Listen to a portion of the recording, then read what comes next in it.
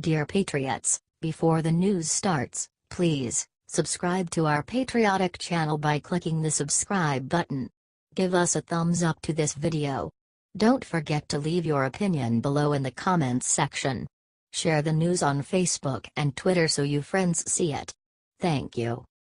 Ted Cruz just crushed Bernie Sanders with 5 shocking words that have millennials crying. Democratic Socialist and millennial darling Bernie Sanders, IVD, met his match in Senator Ted Cruz, R. Texas, in a televised debate on CNN Wednesday night.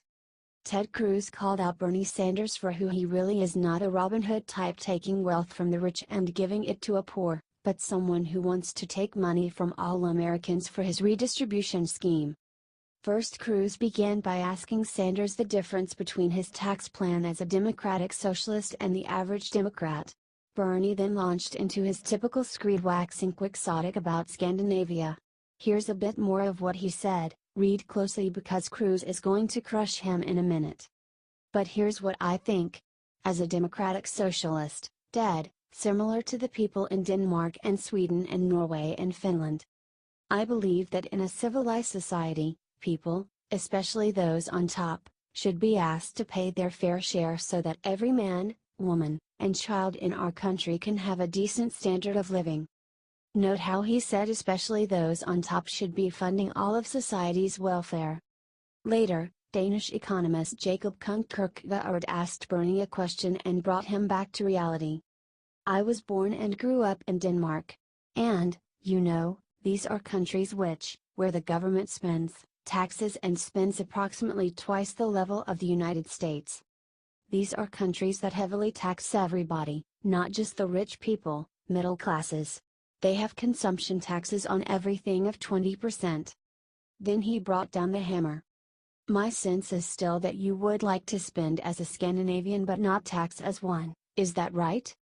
Sanders admitted that, indeed, taxes would have to be raised substantially for his Scandinavian model to exist in America. Cruz then broke it down for everyone. You know, we just witnessed a very important moment in this debate, which is that Bernie admitted that he wants to raise everyone's taxes, not just the rich. The question was, to pay for this socialist state, you've got to raise everyone's taxes, and Bernie said, yep, that's right, your taxes are going up. That is a rare moment of candor in Washington. The operative words here are your taxes are going up. Something not many of his supporters might have thought. But the tax raise won't just be for the rich, it will be everyone, and it will be substantial. Sanders' plan for a socialized America is a creepy pipe dream that is both ripe for bureaucratic abuse in a country of 320 million people and totally at odds with American values. Cruz just reminded the world and his millennial fan base that nothing the government gives is free. HD Real Clear Politics.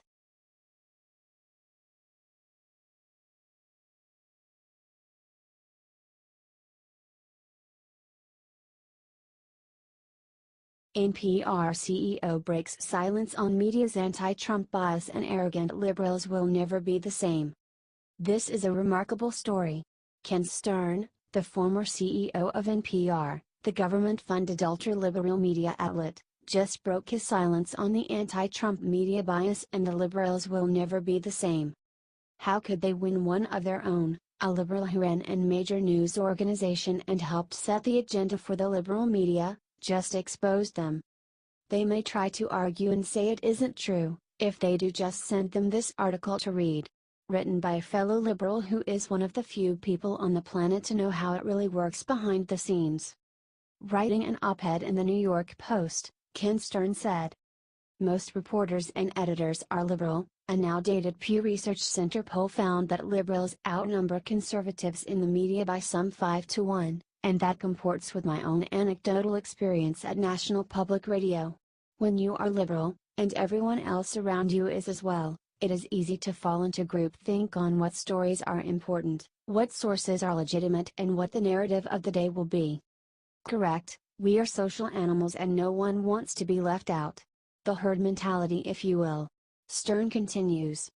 This may seem like an unusual admission from someone who once ran NPR, but it is born of recent experience.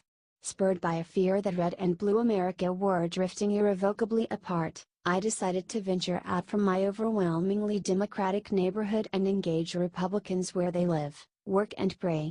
For an entire year, I embedded myself with the other side, standing in pit row at a NASCAR race, hanging out at Tea Party meetings and sitting in on Steve Bannon's radio show.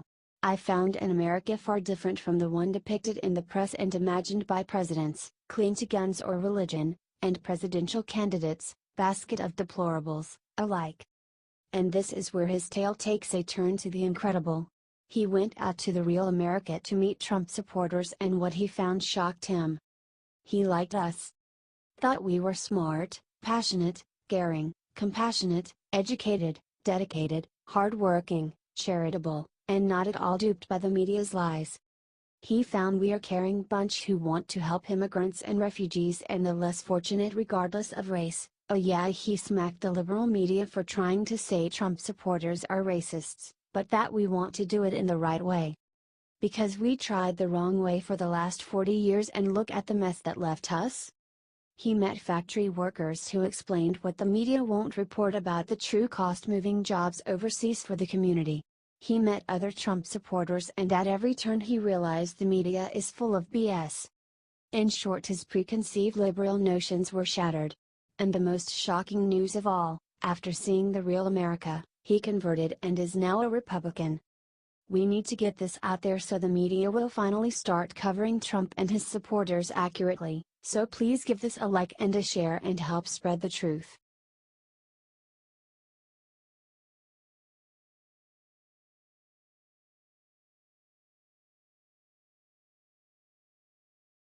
Anderson Cooper hangs head in shame after leading liberal reveals truth about what CNN is doing to Trump.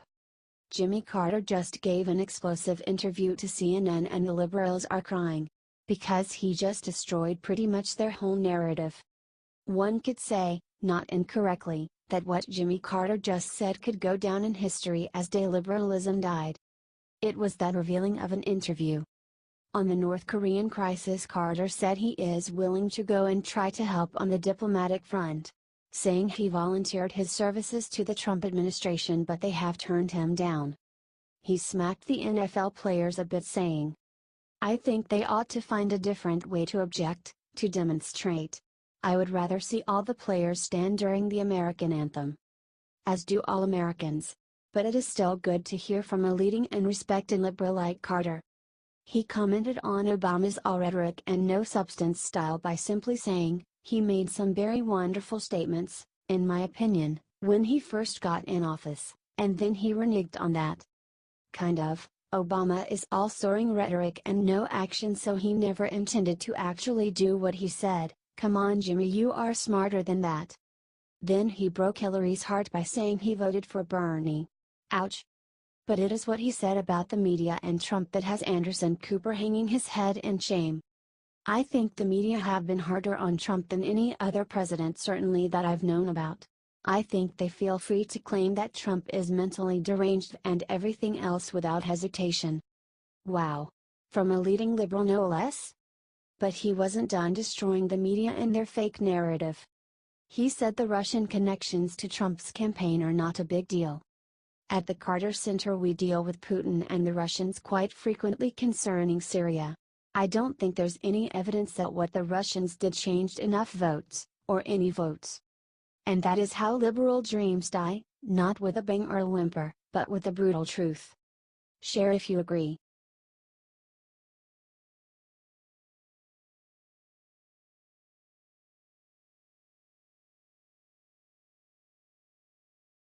Trump discovers easy way to stop ISIS rats fleeing failed caliphate from returning to Europe to commit acts of terror. ISIS is on the run. The rats are literally abandoning ship. Raqqa just fell. They have been routed in Iraq.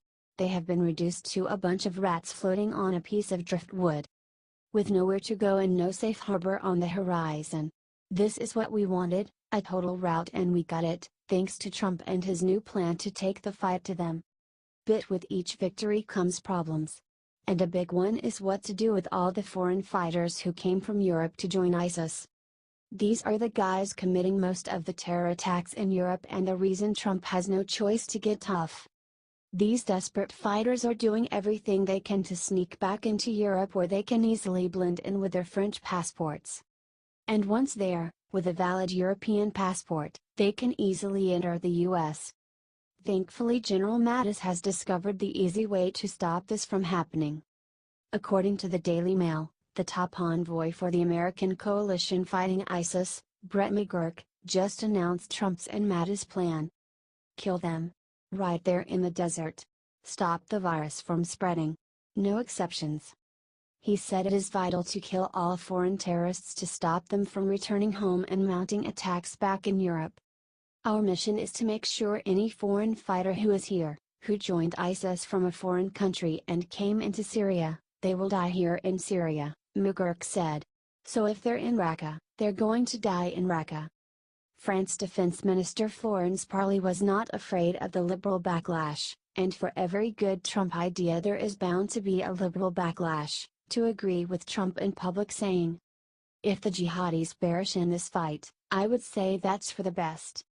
It should be noted that no European government has gone on record to confirm whether they will actually let their citizens who went to fight with ISIS return. It is a tough issue because they are citizens.